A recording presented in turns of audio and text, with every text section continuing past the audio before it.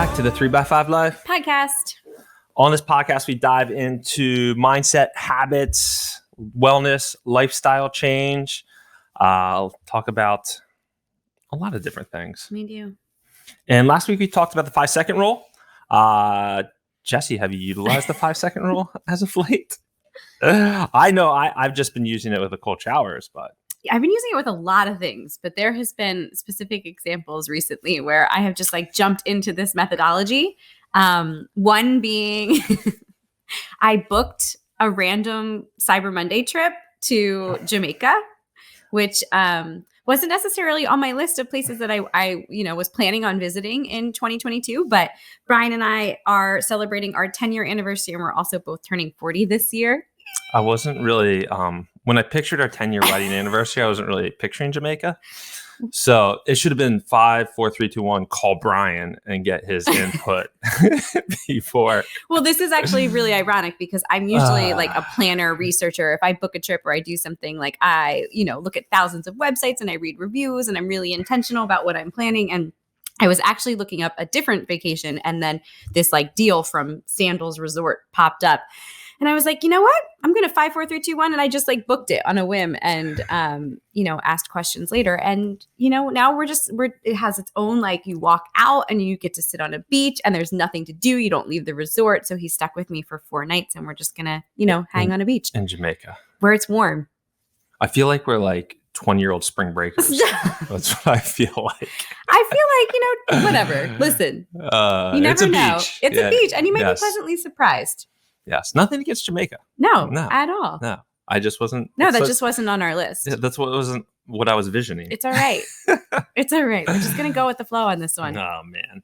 So exciting news. Hopefully when this airs or a few days after, we will finally be launching the 3x5 Life system. Just real quick, what is in that is it comes with this carrying case, a box, which basically we wanted something that it's a legacy of your life. That one container carries a year of cards that you can reflect back on generations in the future. Your grandkids could reflect back on or see what you were doing in a moment of time. Mm-hmm. So obviously it has a daily cards. It has a habit tracker cards. It has your, people will be able to read through if they wanted to, your weekly reviews and your goals for that year. And then we also did kind of like a mini course to go through like best practices, how best to utilize the system and breaking down each card. They're just short little videos that go along with the product. So hopefully that launches this week. It's going to launch this week. I know it's been a long time coming. It has. There's a lot of like little nuances that go into kicking something like this off. So making sure that it's what we want to put out in the world. Yes. It's definitely important. Exactly. So this week, we want to talk a little bit about goal setting. So I did this practice recently, and I found it very powerful. So it's an exercise that Dan Sullivan, who is the founder of Strategic Coach, I'm sure many of you have heard of him.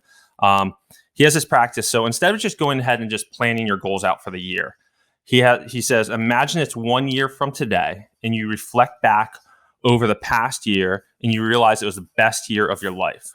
What does that look like? What would have had to have happened? Why are you waking up every day on fire? So I did that, a week ago, answered that question. And instead of just being at the end of the year, I have a big like goal planning day, if you will. Jessie loves to leave the house. Some Bryan time. And I plot out the year ahead, but I'm kind of forward facing. Like, this is what I want to accomplish. And for me, I do it in the different buckets of life. And I kind of outline the big goals, and then I break them down into like monthly and quarterly goals. But it's interesting when you sit there and you're like, okay, if it was the 1 year from today and it was the best year of my life, what would have had to have happened? And you can pull some different themes from that. Mm-hmm. And I think being really specific too, like it's really easy to be very general when you have that prompt, but the more specific you are when you're envisioning what that feels like when you're celebrating, what are those specific things that you're celebrating? Right. And I think then, that's the idea of visualization too, visualizing what you want to accomplish in that year. But like you said, the emotion behind how you feel, yes. But then also thinking about the everyday like habits and things that you would need to put into place in order for that to actually come to fruition. Right. Exactly. And that's what I thought when I personally did it. I didn't realize that at the end of it, the emotions that were going to come of it weren't like, I don't know. If I did this 3 years ago, I think I would have had very specific things that I wanted to come out of the year.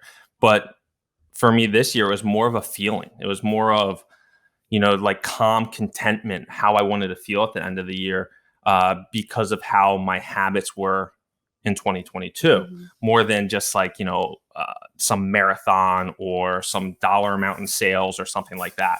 So that's what I found was very interesting from this whole habit.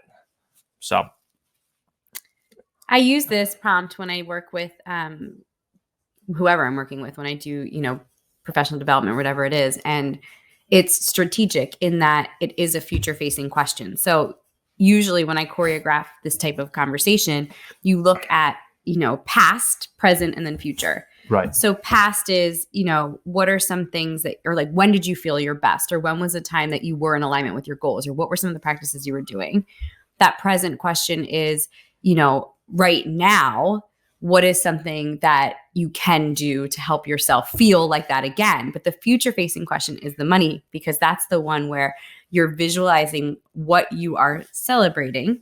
And then, like I said, that specific question, you need to give yourself time to answer that. Yes. Like, that's not just like I'm going to ask this question, I'm going to come up with the first response. So I would even like set a timer. I do this in these professional developments for like 5-10 minutes, and just allow yourself to free write as if you're like writing a story about that feeling and about what you have accomplished in that year. And I think through that free write, you'll be able to pull out some really specific themes to help answer that question.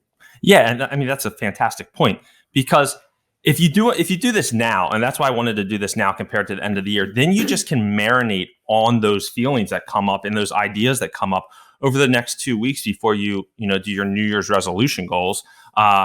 And it really will drive those goals. But instead of doing this exercise the day before you do your goals or the day of doing your goals, it's really nice to have it done now. So then it just gives you time to just contemplate. I personally did it in different areas of my life. So I did it in where's 3x5 life in 1 year from now? Where's my other, business or two 1 year from now? Where's my relationship with Jessie, 1 year from now, and with the kids? And so I kind of chunked it down to be really specific about how I felt in those different areas. So we can look at this from a community standpoint as like a pre-writing exercise, or kind of like a process before you set your goals. And then we can use this when we'll do a goal setting podcast. That was one of our plans. We can utilize that information to help you be strategic in how are you setting up habits and goals, and what that looks like for the year to come. Yeah, exactly. So try answering the question. I will put the actual verbiage in the show notes. Is verbiage the right word there? Verbiage in the show notes. So you can kind of read through it, have it there in front of you while you're doing this exercise. But until next week. Enjoy have a great.